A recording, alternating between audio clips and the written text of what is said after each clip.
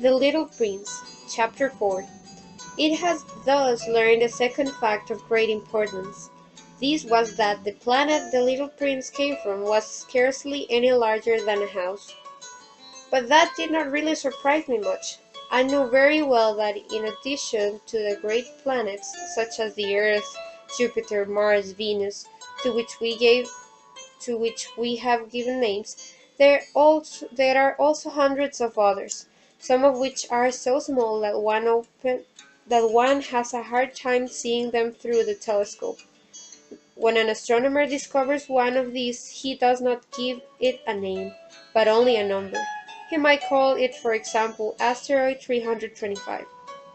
I have serious reasons to believe that the planet from which the little prince came is the asteroid known as the B612. This asteroid has only once been seen through the telescope. That was by a Turkish astronomer in 1909. On making his discovery, the astronomer had presented it to the International Astronomical Congress in a great demonstration, but he was in Turkish custom, and so nobody would believe what he said. Grown-ups are like that. Fortunately, however, for the reputation of the asteroid B612, a Turkish dictator made a law that his subject, under pain of death, should change to European custom. So in 1920 the astronomer gave his demonstration all over again, dressed with impressive style and elegance, and this time everybody accepted his report. If I have told you these details about the asteroid and made a note of its number for you, and it is on account of the grown-ups and their ideas and their ways. When you tell them that you have made a new friend, they never ask you any questions about essential matters. They never say to you, what does his voice sound like? What games does he love best? Does he collect butterflies? Instead, they demand, how old is he? How many brothers has he? How much does he weigh? How much money does his father make? Only from these figures do they think they have learned anything about him. If you were to say to the grown-ups, I saw a butterfly's house made of rosy brick, with geraniums in the windows and doves on the roof, they would not be able to get any idea of that house at all.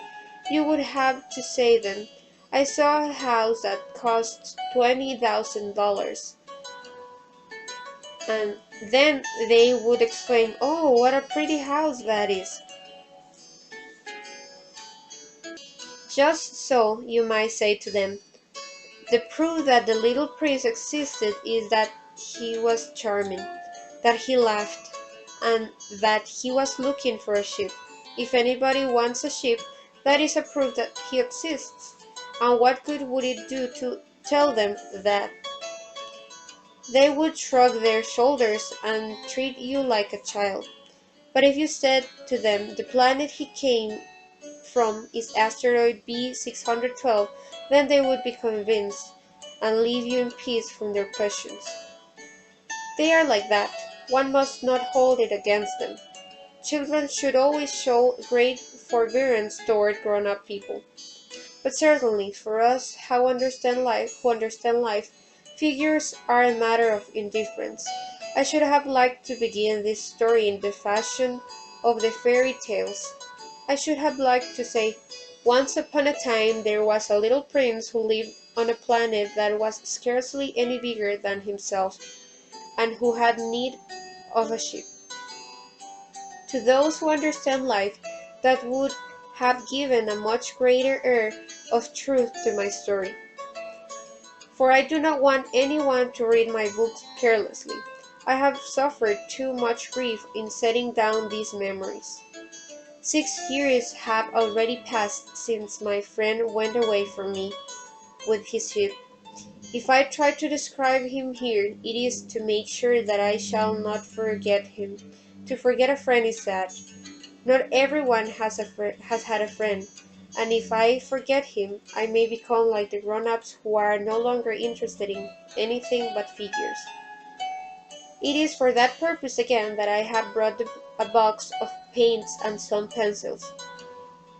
It is hard to take up drawing again at my age, when I have never made any pictures except those of the boa constrictor from the outside and the boa constrictor from the inside, since I was 6.